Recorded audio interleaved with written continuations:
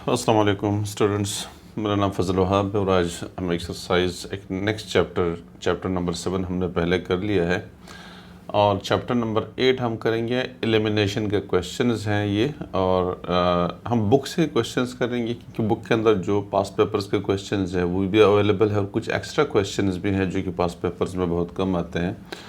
तो जैसे question number 1 है बुक का, तो ये हमने एक ऐसा क्वेश्चन लिया हुआ है जो कि पास्ट पेपर्स में तकरीबन नहीं आता, लेकिन एक मेथड है जो कि वो असल में मेरा मकसद है वो मेथड सिखाना।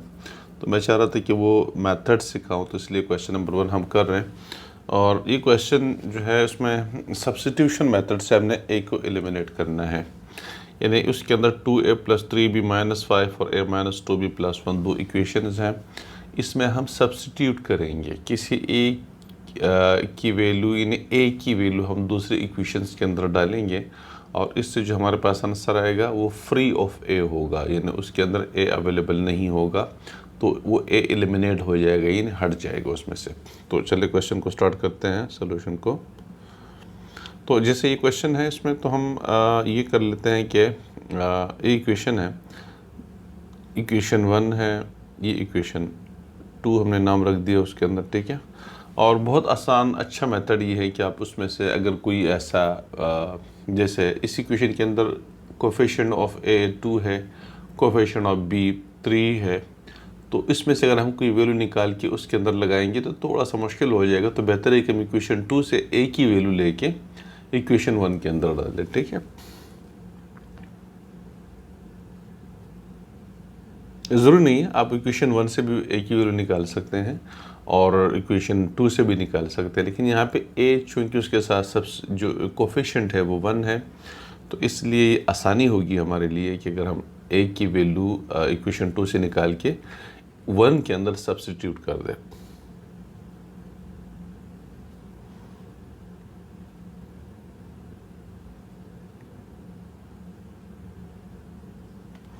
अब हमारे पास यहाँ पे इक्वेशन 1 है, इसमें से हम ये कर लेते हैं कि ए को सब्जेक्ट बना देते हैं, 2 भी उधर जाके +2 भी हो जाएगा और ये +1 है तो जाके -1 हो जाएगा। तो हमने ए की वैल्यू अब किस चीज़ निकाल दी इक्वेशन 1 में से, put value of A in equation 2, equation 1, क्योंकि हमने इक्वेशन 2 में से ए की वैल्यू निकाली है तो हम उसको 1 के अंदर डाल देंगे। तो मेरे पास ये 2, ये जो इक्वेशन 1 है, इक्वेशन 2 और ए की वैल्यू मेरे पास आ जाएगी 2b - 1, ओके, +3b और -5 = 0। ये इक्वेशन 1 बन जाएगी। 2 ए की वैल्यू मैंने इक्वेशन 2 से निकाली है, ये वाली, ये इसके अंदर मैंने डाल दी +3b - 5, +3b - 5, ठीक है। तो इक्वेशन 1 ये आ गई है हमारे पास। अब 2 2 ज़ा 4, b - 2 +3b - 5 = 0। 4b + 3b 7b और -2 और -5 -7 = 0, ठीक है। इस तरह से 7b = 7, b = 7/7, तो b की वैल्यू हमारे पास 1 आ जाएगी। तो ये तो आपके पास क्वेश्चन नंबर 1 है। हमने ए को एलिमिनेट किया। देखिए इस फाइनल जो आपके पास आंसर आ रहा है उसमें कोई ए आपको नज़र नहीं आ रहा, तो ये इक्वेशन हमारे पास जो है वो 1 हो गई। अब हम क्वेश्चन नंबर 2 में से, जो कि बुक के अंदर है, क्वेश्चन नंबर 2, ये क्वेश्चन नंबर 2 का पार्ट हमारे पास है 4।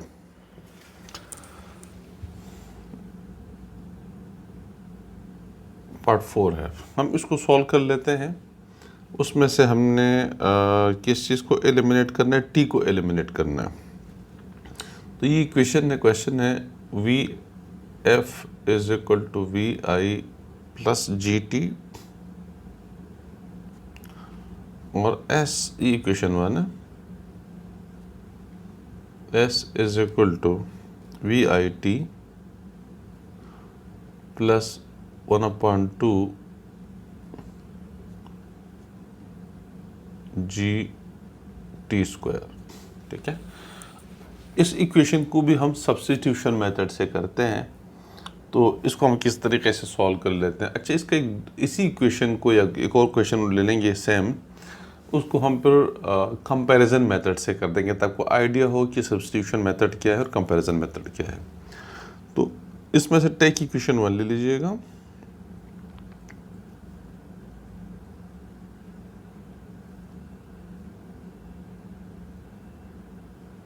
इक्वेशन 2। तो अब इसमें से टी को सब्जेक्ट बनाइएगा। ठीक है, v f is equal to we i plus g T.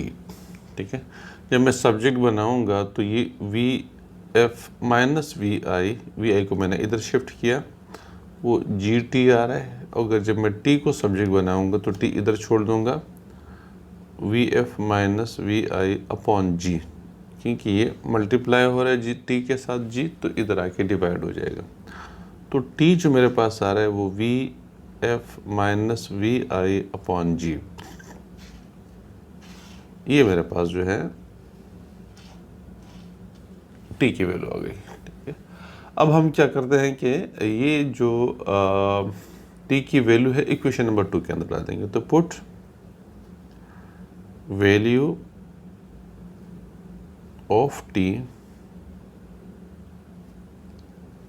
and equation 2, तो वो मेरे पास आ जाएगा s is equal to we I, T की वैल्यू मेरे पास आ जाएगी V F minus we I upon G. S is equal to we I और ये टी की वैल्यू हो गई, प्लस 1/2 जी, और टी स्क्वायर मेरे पास आ जाएगी V F minus we I upon G, ये होल स्क्वायर हो जाएगा। तो फर्दर ये इस तरीके से आ जाएगा कि इसको मल्टीप्लाई कीजिएगा, S is equal to V F V I हो जाएगा, या V I we F multiply कर रहे हैं, plus minus minus we I square हो जाएगा अपॉन जी। इस तरह से प्लस 1/2 और जी तो अपनी जगह पे है, ये टी स्क्वायर की जगह जो हमने वैल्यू लगाई हुई है ये स्क्वायर है, तो मैं इसको क्या कर लेता हूँ कि इसको सॉल्व कर लेता हूँ। ये हो जाएगा मेरे पास V F square minus we I square, बल्कि फार्मूला खोल दीजिएगा, A square minus 2a B plus B square, तो वी आई स्क्वायर अपॉन जी स्क्वायर, ये मेरे पास इस तरीके से आ जाएगा। तो ये जी और ये जी स्क्वायर कैंसिल हो जाएगा, जो मेरे पास बाकी बच रहा है वो एस इज इक्वल टू, अच्छा इसमें एलसीएम जो हमारे पास आ रहा है, यानी इसको ज़रा फिर से देख लीजिएगा, ये v I V F minus we I square upon g plus v F square minus 2 v F square minus 2 v f plus v I square upon 2g। LCM अब हम लेते हैं इसका, एलसीएम 2g हो जाएगा, जी और 2g का LCM 2g आ रहा है, यहाँ पे उसको g से 2 से मल्टीप्लाई कर देंगे, तो इसको भी पूरा को 2 से मल्टीप्लाई कर देंगे, 2 से मल्टीप्लाई कर देंगे, तो मेरे पास आ जाएगा 2 वी आई वी एफ माइनस 2vi², ठीक है। इस तरह से ये 2g ऑलरेडी है तो इसको 1 से करेंगे, इसको भी 1 से कर देंगे तो चीज़ वही सेम आ जाएगी, plus vf² minus 2vf plus vi²। ये मेरे पास, आज इसको मैं बिठा देता हूँ।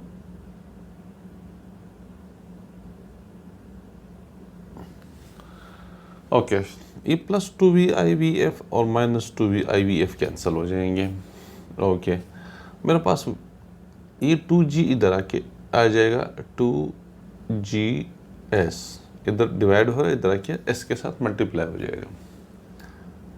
एक तो vf² आ जाएगा, ये vf² minus 2vi² plus vi² तो माइनस vi² आ जाएगा, ठीक है।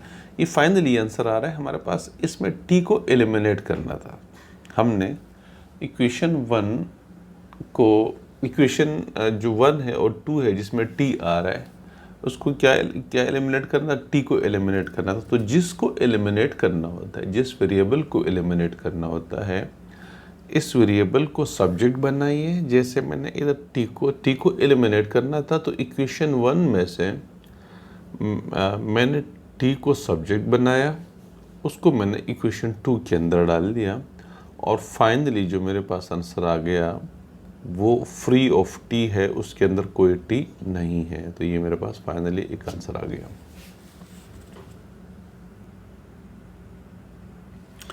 ओके, ये एक क्वेश्चन नंबर 3 का पार्ट 3 है और इसको अब हम सॉल्व करते हैं। इसमें हमने vi को एलिमिनेट करना है। पहले क्वेश्चन के अंदर हमें t को एलिमिनेट करना था। अब इसके अंदर एक नया क्वेश्चन है जो क्वेश्चन नंबर 3 का पार्ट 3, इसमें हमने vi एलिमिनेट करना है। तो अब हम इसको सोल्यूशन इस तरह से करते हैं कि जो लीनियर इक्वेशन होती है जिसमें स्क्वायर वगैरह नहीं होता, बहुत आसान होता है। जैसे यहाँ पे इक्वेशन नंबर 2 है, ये लीनियर इक्वेशन कहलाती है। तो उसमें से हम vi को सब्जेक्ट बना के इसको देखें। इक्वेशन 2 को ले लीजिए, take equation 2, vf is equal to vi plus gt। इसी इक्वेशन में से vi को हम क्या करते हैं कि सब्जेक्ट बना देते हैं। तो ये vf, ये gt इधर आके minus gt is equal to vi। तो ये मेरे पास सब्जेक्ट बन गया, यानी vi is equal to vf minus gt। मैंने vi को सब्जेक्ट बनाया। अब इस vi को हम क्या करते हैं कि इक्वेशन 1 के अंदर डाल देंगे। Put the value of vi in equation 2, equation 1 sorry. तो मेरे पास आ रहा है vf² माइनस vi की वैल्यू लगाइएगा, vf माइनस gt। ये vf² minus vi² is equal to 2gs।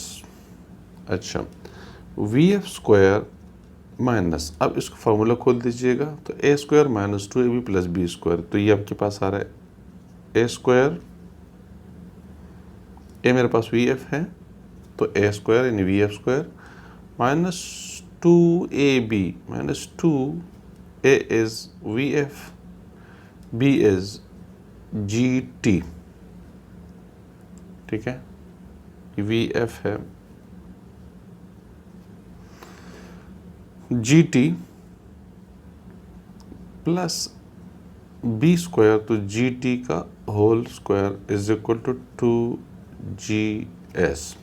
अब हम इसको फर्दर सॉल्व करते हैं तो मेरे पास आ जाएगा vf²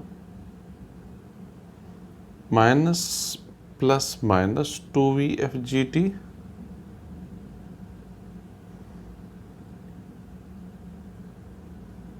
minus vf² minus plus minus vf² minus minus plus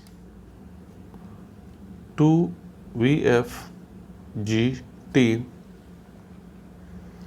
plus G square T square, G square T square. Okay, ये minus plus minus, sorry minus, okay, G square T square is equal to G S. इसमें ये दोनों चीज़ें तो आपस में cancel हो जाएगी, ठीक है। तो 2GS जो मेरे पास आंसर आ रहा है, 2GS ये वाला is equal to 2VFGT 2VFGT minus g square T square. This is the final answer. अब इसमें देखिए कि आपको कहीं पर भी VI नज़र नहीं आ रहा, और जो फाइनल आंसर हमारे पास आ गया उसके अंदर कहीं पर भी VI नहीं है, तो ये मेरा फाइनल आंसर है।